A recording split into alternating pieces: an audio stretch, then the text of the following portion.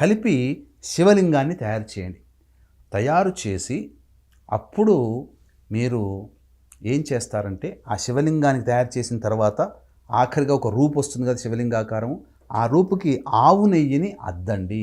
ఎందుకు అనంటే మీరు అభిషేకం చేస్తే అది మట్టి కాబట్టి అది మట్టి కరిగిపోతుంది. ఆవు నెయ్యి అద్దితే కొంతవరకు ఆపగలుగుతుంది మనం అభిషేకం చేసేంత వరకు కూడా.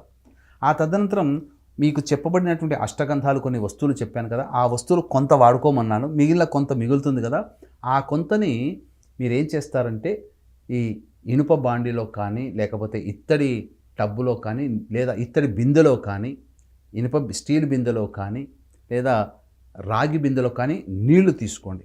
మంచి నీళ్ళు అనగా పైపు నుంచి అనగా ట్యాప్ నుంచి వచ్చిన నీళ్ళు కాకుండా బావిలో నుంచో లేకపోతే మోటార్ వేస్తే వచ్చే ఫ్రెష్ నీరు ఉంటుందో ఆ నీటిలో ఈ వస్తువులన్నీ వేసి వీటితో పాటు వట్టి వేళ్ళు అని కూడా దొరుకుతుంది, ఆ వట్టి వేళ్ళు కూడా వేసి